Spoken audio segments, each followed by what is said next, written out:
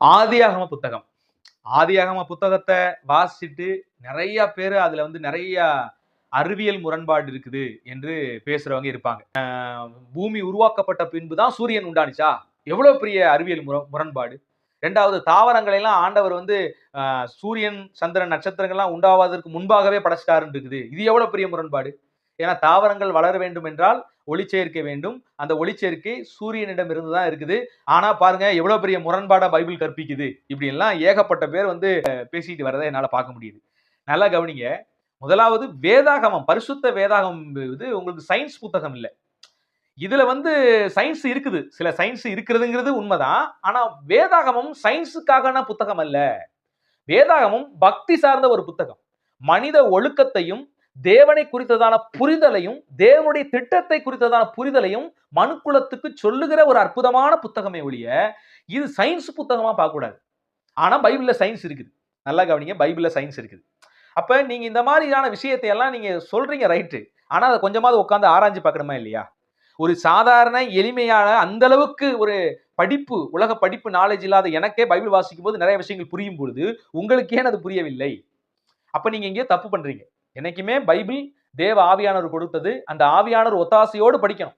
ஒருவேளை பைபிளை ஏதாவது குறைபாடு போடு தோணுச்சுன்னா ஆவியானவர் அதை விளக்கப்படுத்தும்படி அமர்ந்து ஜெபிக்கணும். அந்த வசனத்தை நம்ம தியானிச்சு பார்க்கணும். ஒன்றுக்கும் மேற்பட்ட முறைகளிலே அதை வாசித்து அதில் இருக்கிற உண்மைத்தன்மையை ஆராயும் பொழுது பைபிள்ல இருக்கிற உண்மையை நம்ம நேர்த்தியாக புரிந்து கொள்ள முடியும். நல்லா கவனிங்க. ஆதியாகம புத்தகம் 1ஆம் அதிகாரத்தில் எந்த முரண்பாடும் இல்லை. ஆக்சுவலா நீங்க அதை பார்க்கும்போது அந்த ஆதியாகமம் 1ஆம் அதிகாரம் என்ன மனுக்குலத்துக்கு சொல்ல வருதுன்னா, இந்த அண்ட சராசரமும் கடவுளால் படைக்கப்பட்டது அப்படிங்கிறத சொல்லிக் கொடுக்கதான் அந்த 1ஆம் அதிகாரம். அந்த 1ஆம் அதிகாரத்தை யார் மூலியமாக ஆவியானவர் எழுத வைக்கிறாரு? மோசையின் மூலியமாக எழுத வைக்கிறார். மோசைக்கும் இந்த ஆதியாகம புத்தகத்துல படைக்கப்படுகிற நிகழ்வுக்கும் பல வருஷ கால இடைவெளி. ஆனா கர்த்தர் அற்புதமாக வெளிப்படுத்தி மோசைக்கு தேவன் முந்தைய காலங்களிலே எப்படி இந்த அண்ட சராசரத்தையும் படைத்தார் என்கிறத ஒரு மேலோட்டமாக அவனுக்கு புரிய வைக்கிறார். சுருக்கமாக, ரொம்ப ரத்தின சுருக்கமாக.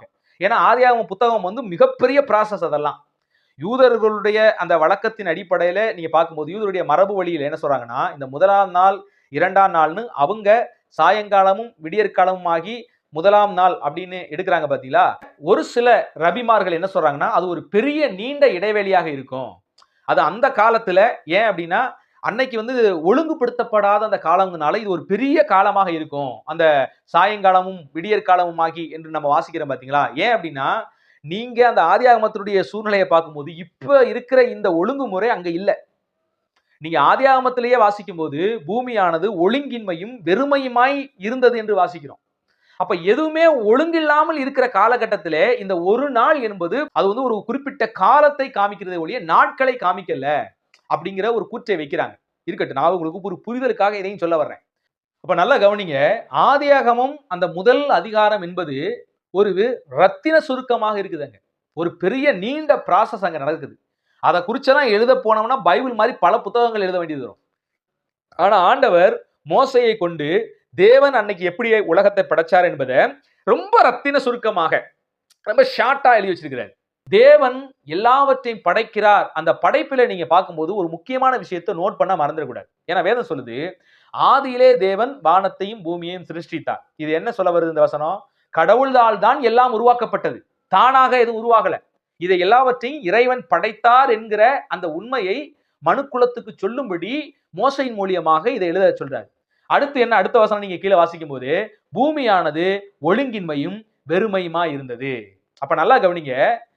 பல ஆயிரம் வருஷத்துக்கு முன்பாக ஆண்டவர் வானத்தையும் பூமியையும் எண்ணிறந்த காரியங்களை உண்டாக்கிட்டார். ஏன்னா அந்த வசனம் சரியா எபிரேய மொழியில் எப்படி இருக்குன்னா, வானங்களையும் உண்டாக்கினார். நிறைய வானங்களையும் அவர் உண்டாக்கினார். அப்ப ஏற்கனவே எல்லாவற்றையும் அவர் படைச்சிட்டார். ஆனா பூமியில ஆண்டவர் நின்று பூமியை ஒழுங்குபடுத்த அவர் சித்தம் வகிக்கும் போது பூமி எல்லாம் ஒழுங்கின்மையும் வெறுமையுமா எல்லாம் கலைஞ்சு கிடக்கு. தேவன் எல்லாத்தையும் படைச்சிட்டார். எப்படின்னா ஒரு பசில்ஸ் மாதிரி வச்சுக்கோங்க. இப்ப ஒரு பசில்ஸ் பாத்தீங்கன்னா கலைஞ்சு கிடைக்கும். கலைஞ்சு கிடக்கும் போது அதை ஒருவர் என்ன செய்யறாரு? ஒழுங்குபடுத்துறாரு. இந்த கட்டத்துல பசில்ஸ் எல்லாம் பண்ணுவீங்க. கலர் கலரா இருக்கும். சிவப்பு கலர், மஞ்சள் கலர், ஒயிட் கலர் எல்லாம் கலந்துருக்கும். அந்த பசில்ஸை ஒரு உருவாக்கி இருப்பார். சோ நல்லா கவனிங்க. எபிரேய சொல்லி இது ஒரு முக்கியமான சொல். இந்த படைத்தல் அப்படின்னு இருக்கு பாத்தீங்களா? ஆதியாகமத்திலே ஆண்டவர் வானத்தையும் பூமியையும் படைத்தார் அப்படின்னு இருக்கு பாத்தீங்களா? அடுத்தடுத்து நீங்க வரும்போது தேவன் அதை உண்டாக்கினார் அப்படின்னு இருக்கும். உண்டாக்கினார் அப்படின்னு இருக்கும். இதுக்கு என்ன வார்த்தை? இதை எபிரேய சொல்லல நீங்க அதான் இதுக்கு தான் நமக்கு வந்து மொழி ஆய்வு ரொம்ப முக்கியம். நல்லா கவனிங்க. ஒரு சத்தியத்தை நீங்க புரிஞ்சுக்கணும்னா நிறைய விஷயங்களை ஆராய்ஞ்சு பார்க்கணும். அதுல முக்கியமான ஒன்று மொழி ஆய்வு. ஒரு மொழியிலே இருக்கிற அந்த அர்த்தத்தை புரிந்து கொண்டால் மட்டும்தான் சில விஷயங்களை உங்களால் தெரிஞ்சுக்க முடியும். சில நேரங்கள்ல நம்ம ஒரு புத்தகத்தை வாசிக்கிறோம் அப்படின்னா அந்த புத்தகத்தை எழுதினவருடைய கலாச்சாரத்தை தெரிந்தால்தான் கலாச்சாரம் சார்ந்த நிகழ்வு சில நேரங்களில் எழுதப்பட்டிருக்கும். அப்ப அந்த கலாச்சாரத்தை நீங்க தெரிஞ்சுக்கிட்டா மட்டும்தான் அந்த சத்தியத்தை உங்களால புரிஞ்சுக்க முடியும். புரியுதுங்களா? சில கணக்குகள் இருக்கும். பைபிள்லயே சில கணக்குகள், கணக்கு பார்க்க கடவன் கணக்கு அப்படின்னு இருக்கும். அப்ப அந்த கணக்கை பத்தின விவரங்கள் உங்களுக்கு தெரிஞ்சிருக்கணும். பைபிள்ல தாளந்துன்னு வாசிக்கிறோம். தாளந்துனா என்ன? அப்ப தாளந்துனா யூதர்கள் தாளந்து என்கிற மதிப்பை எந்த அளவில் வச்சிருக்கிறாங்கிறத நீங்க ஆராய்ச்சி பார்த்தா தான் தாளந்துனா என்னன்னு தெரியும் நீங்க உங்களுக்கு. 30 வெள்ளிக்காசனுடைய வேல்யூபிள் என்னன்னா அந்த வெள்ளிக்காசு அவங்க எப்படி பயன்படுத்தினாங்க அப்படின்னு நீங்க போய் ஆராய்ச்சி பண்ணி பார்த்தாதான் நீங்க இந்த தரவுகளை பூரணமாக புரிந்து கொள்ள முடியும். நிறைய விஷயங்கள்ல அவங்களுடைய கலாச்சாரம், அவங்களுடைய மரபு, மொழி, அவங்களுடைய பழக்க வழக்கங்கள், அவங்களுடைய கட்டிடக்கலைகள், அவங்களுடைய இலக்கியம் சார்ந்த விஷயங்கள், இதையெல்லாம் நம்ம படிச்சாதான் சில விஷயங்கள் இதுல புரியும். எடுத்தோன்னு சும்மா வந்து நம்ம பாட்டுக்கு ஏதாவது பேசிட்டு போயிடக்கூடாது. அப்ப நல்லா கவனிங்க. இது மூல மொழியில எப்படி இருக்குன்னா பாரா அப்படிங்கிற ஒரு சொல். இந்த பாரா அப்படிங்கிற சொல் பாத்தீங்கன்னா தேவன் புதுசாக படைக்கப்பட்டதுக்கும் பாரா அப்படிங்கிற சொல்லு தான் இருக்குது. படைக்கப்பட்ட ஒரு பொருளை ஒழுங்குபடுத்துவதற்கும் பாரா அப்படின்னு தான் இருக்குது. அதை நம்ம பைபிள்ல எப்படி மொழிபெயர்த்திருக்காங்க? தேவன் உண்டாக்கினார் அல்லது படைத்தார். அப்ப படைத்தார் என்கிற அந்த பொருளும் உண்டாக்கினார் என்கிற பொருளும் மூல மொழியில பாரா அப்படின்னு இருக்குது. இந்த பாரா அப்படிங்கிறதுக்கு முதலாவதாக அவர் உண்டாக்கினதுக்கும் பாரா என்றுதான் அர்த்தம். உண்டாக்கின ஒரு பொருளை சீர்படுத்துவதற்கும் பாரா அப்படின்னு தான் அர்த்தம். ஏற்கனவே ஒரு பசில்ஸ் அப்படின்னு நான் சொன்னேன். இப்ப பசில்ஸை பாத்தீங்கன்னா நீங்க ரெட் கலர்னா ஒரு பக்கத்தை எல்லாத்தையும் ரெட்டா கொண்டு வந்துடணும். இன்னொரு பக்கத்து ஒயிட்னா எல்லாத்தையும் ஒயிட்டா கொண்டு வந்திருக்கணும். ஏற்கனவே இதை ஒருத்தர் படைச்சு உருவாக்கி விட்டார். இப்ப நீங்க என்ன செய்றீங்க? நீங்க ஒரு படைப்பு படைக்கிறீங்க. என்னன்னா எல்லா கலரும் ஒரே நேர்கோட்டிலே வரும்படி செய்றீங்க பாத்தீங்களா? அது உங்களுடைய படைப்பு. அதுவும் படைப்பு தான். அதுவும் பாரா அப்படிங்கிற வார்த்தை தான் வருது. அப்ப பைபிளை நல்லா நீங்க ஆராய்ச்சி பண்ணி பாத்தீங்கன்னா பைபிள்ல ஏன் அந்த இடத்துல பூமியானது ஒழுங்கின்மையும் வெறுமையுமா இருந்தது என்று சொல்லி நிறைய ப்ராசஸ் வருது. அப்ப நீங்க நுட்பமா வேதாகமத்தை வாசிக்கும் போது ஆண்டவர் ஏற்கனவே எல்லாவற்றையும் உண்டாக்கி விட்டார். எல்லா பால்வெளிகளையும் அண்டவெளிகளையும் அதிலே உலாத்துகிற பூமியையும் தேவன் உண்டாக்கிட்டார். பூமியை குறித்து வரலாற்று ஆசிரியர்கள் என்ன சொல்றாங்கன்னா இது ஒரு நீர்க்கோளம் என்று சொல்கிறார். ஆம், நீர்க்கோளம் தான். ஃபுல்லா நீரால் நிரப்பப்பட்டது. ஒரு குறிப்பிட்ட இதுதான் நிலைப்பகுதியாக இருக்குது. எல்லாம் கடலால் தான் நிரப்பப்பட்டது இந்த பூமி. ஒரு பகுதி மட்டும் கொஞ்சம் கொஞ்சம் அங்கங்கே திட்டுகளாக நிலப்பகுதி இருக்குது. அதுல தான் நம்ம வாழ்ந்துகிட்டு இருக்கிறோம் இந்த உலகத்துல. முதலாவதாக பூமியானது முழுக்கவும் நீர் தான் இருந்துச்சு அப்படிங்கிறத வேதம் தெளிவுபடுத்துது. அப்படியே இதை வந்து அறிவியலாளர்களும் ஒத்துக்கொள்கிறார்கள். இரண்டாவது பிக் பேங் தியரின்னு சொல்லுவாங்க, பெருவெடிப்பு கொள்கை. அதுவும் அப்படியே ஒத்து போகிறது. பெருவெடிப்பு கொள்கைன்னா என்ன சொல்றாங்க? முதலாவது இந்த பிரபஞ்சம் ஒரு புள்ளியாகத்தான் இருந்ததாம். இந்த புள்ளியில ஒரு ஒரு ஒரு பவர், ஒரு சக்தி வெளிப்பட்டு இது விரிவடைந்தது. விரிவடைந்து இப்படி பிரபஞ்சமாக உருவாயிருக்கிறது. இது இன்னும் நீண்டு கொண்டே, அந்த வெடிப்பு இன்னும் நீண்டு கொண்டே தான் இருக்குதான். அதைத்தான் பைபிளும் சொல்லுது. அது அப்படியே என்ன? கடவுள் அந்த சக்தியை, ஒரு வார்த்தையை சொன்னார். அந்த ஒரு புள்ளி, இந்த ஒரு வார்த்தை பிறந்து பிரபஞ்சத்தை உருவாக்கியது. இதுதான் பைபிளும் சொல்லுது. இதைத்தான் விஞ்ஞானிகளும் சொல்றாங்க. அப்ப பிக் பேங் தியரி பாத்தீங்கன்னா வேதத்தோடு கூட ஒத்து போகிறது.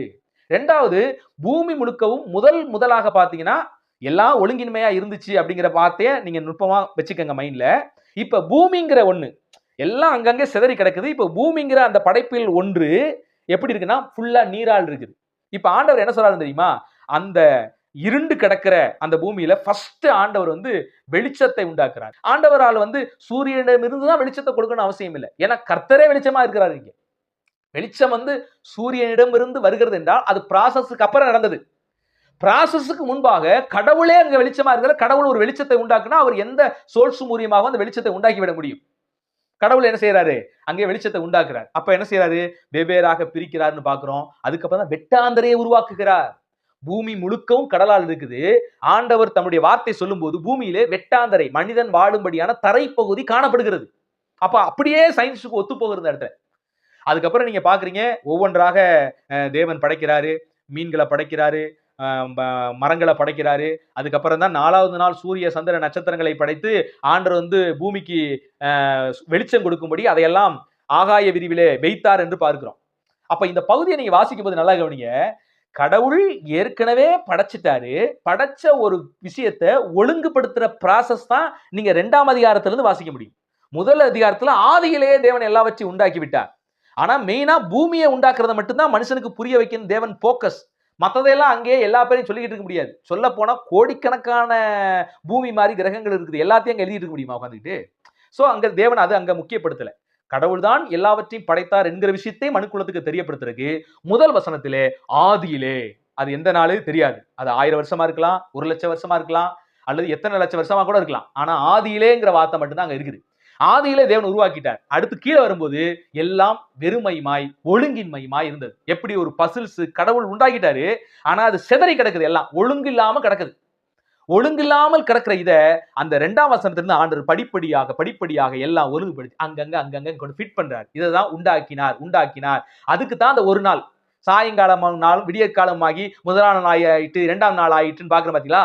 அதை ஒழுங்குபடுத்துகிற நிகழ்வு தான் அந்த சம்பவம் எல்லாமே.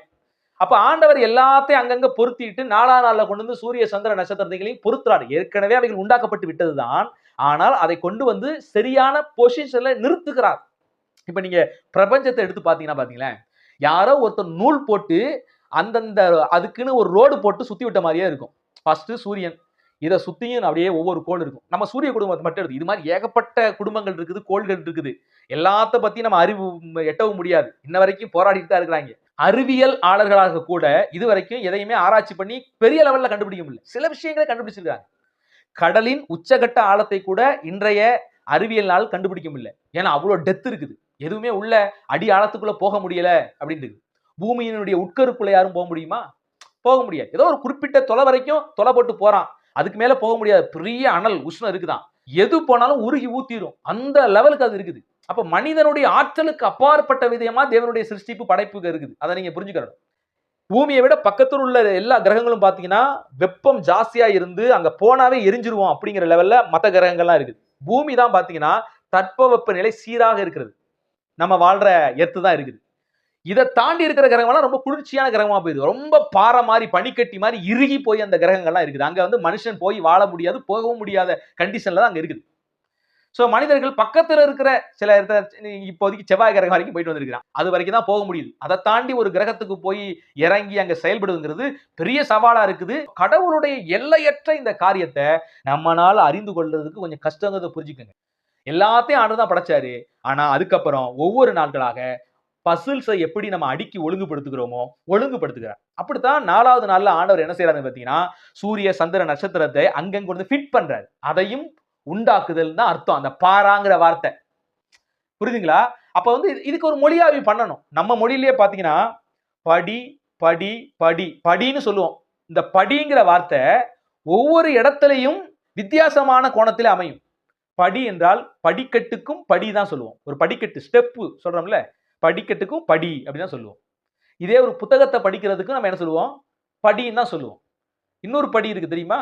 அளக்கிற படி, பக்கா படி, அரைக்காப்படி அப்படிதான் சொல்லுவாங்க. அதையும் கூட படின்னா அளவுகோலுக்கும் படின்னு தான் சொல்லுவோம். அப்ப படிங்கிற அந்த ஒரு சொல்லுல எத்தனையோ அர்த்தங்கள் இருக்குது. அப்ப அந்தந்த இடங்கள்ல அது எப்படி அமைந்திருக்கிறதோ அர்த்தங்கள் வேறுபட்ட கோணத்துல ஒரு சொல் மாறுது. அதுபோல பைபிள்ல நம்ம பைபிள்ல தமிழ் பைபிள்ல படைத்தார் உண்டாக்கினான்னு எழுதிருச்சு. இதை நம்ம முழுமையா புரிஞ்சுக்கிறதுக்கு எங்க போகணும்னா எபிரேய பைபிள்ல போகும்போது தான் இதனுடைய உண்மை தன்மை தெரியுது. அந்த பாராங்கிற வார்த்தை அது ஆசா அப்படின்னு ஒரு வார்த்தையும் இருக்குது. இந்த வார்த்தை புதிதாக உருவாக்கப்படுவதற்கும் அதே வார்த்தை தான், உருவாக்கப்பட்ட ஒன்றை ஒழுங்குபடுத்துவதற்கும் அதே வார்த்தை தான். பூமியானது ஒழுங்கின்மையும் வெறுமையுமாய் இருந்தது. கர்த்தர் அதுக்கப்புறம் ஒவ்வொரு ப்ராசஸா ஒழுங்குபடுத்துறாரு. வெட்டாந்தர கடலுக்கு அடியில் இருந்துச்சுதான். ஆனா அந்த வெட்டாந்தரையை நீரை ஒதுக்கிட்டு வெட்டாந்தரையே கடவுள் என்ன செய்யறாரு? அப்ப ஏற்கனவே உருவாக்கப்பட்ட ஒன்றை தேவன் சீர்படுத்துகிறார், ஒழுங்குபடுத்துகிறார். அவ்வளவுதான் அந்த இடத்துல நடக்கிறதெல்லாம் பாத்தீங்கன்னா. அதே மாதிரி இந்த மரங்கள் பூண்டுகள் எல்லாம் முளைச்சு ஆண்டவர் உருவாக்கினான்னு வாசிக்கிறோம். ஆனா அது தேவனுடைய ப்ராசஸ்ல இருந்ததுதான். நீங்க 2ஆம் அதிகாரத்துல வாசிக்கும் போது என்ன வாசிப்போம்? இன்னும் பூமியில பூண்டுகள் முளைக்காம இருந்துச்சு, ஏன்னா பூமியில நீர் இல்லைன்னு வாசிக்கிறோம். அப்ப ஆதியாகமம் 1ஆம் அதிகாரம் என்ன சொல்ல வருதுன்னா தேவனுடைய ப்ராசஸ் தான் அங்க எழுதப்பட்டிருக்குது. தேவன் ஒழுங்குபடுத்தி அங்கங்க ஃபிட் பண்றதுதான் எழுதப்பட்டிருக்குது. அதுக்கப்புறம் அது கொஞ்சம் கொஞ்சமா உயிர் பெற்ற நிலைமை அதுக்கப்புறம் தான் கொஞ்ச நாள்ல தான் நடந்திருக்கு. அதுக்கப்புறம் ஆண்டவர் மூடு பனியை பூமியிலிருந்து கொண்டு வந்தாராம். அது ஒரு பெரிய சயின்ஸ் உண்மை. அது மூடு பனிங்கிறது தரையிலிருந்து தான் எழும்பும். நிறைய பேர் பனி மேலிருந்து பொழியுதுன்னு நினைச்சிட்டு இருப்பாங்க. ரொம்ப பனியா இருக்குதுங்க, மேலிருந்து பாருங்க பனி வந்து இறங்குது. ஆனா உண்மையிலேயே இந்த மூடு பனிங்கிறது தரையிலிருந்து தான் விலகுமா. ஏன்னா தரையிலிருந்து தானே நீராவி ஏற்பட்டு மேலே கார்மேகங்களாக போய் மழையாக பொழிகிறது. அந்த மழை துளி வந்து அவருக்கு லைட்டா சில நேரத்துல பனியாக மேலிருந்து இறங்குவது உண்மைதான். ஆனா மூடு பனி என்பது பாத்தீங்கன்னா தரையிலிருந்து எழும்பும். அதையும் வேதவசனம் தெளிவாக சொல்கிறது. தரையிலிருந்து மூடு பனி எழும்பி பூமியில் உள்ள மரங்கள் பூண்டுகள் எல்லாம் முளைக்காத காரணியாக இருந்தது என்று பார்க்கிறோம். அதனால நல்லா கவனிங்க. நீங்க ஆதியாகமம் 1 எந்த முரண்பாடும் இல்லை. அங்க சூரிய சந்திர நட்சத்திரங்களை கொண்டு வந்து வைத்தார்ங்கிற அந்த பாராங்கிற வார்த்தைக்கு ஒழுங்குபடுத்துதல் என்ற அர்த்தமும் வருகிறபடினால் கர்த்தர் ஒழுங்குபடுத்தினார் என்பதற்கும் வசனங்கள் தெளிவாக ஆதாரம் இருக்குது. அங்கே ஒழுங்கின்மையும் வெறுமையுமாய் இருந்தது. தேவ ஆவியானவர் ஜலத்தின் மேல் அசைவாடும் பொழுது எல்லாவற்றையும் அதுக்கப்புறம் ஒழுங்குபடுத்துகிறார். ஏற்கனவே உருவாக்கின ஒன்றை சீர்படுத்தி கொண்டு வருகிறார் தேவன். மனிதர்கள் வாழும்படியான சூழமைவை இந்த பூமிக்கு உண்டாக்கி தருகிறார். வேதாகமம் சொல்வது அத்தனையும் உண்மையாக இருக்கிறது. உங்களுக்கு ஒருவேளை அது முரண்பாடாக தோன்றுவது போல இருந்தா கொஞ்சம் உட்கார்ந்து நீங்க ஆராய்ச்சி பண்ணி பார்த்தீங்கன்னா அதுல இருக்கிற உண்மை உங்களுக்கு புலப்படும். கர்த்தர் உங்களை ஆசீர்வதித்து காப்பாராக. God bless you.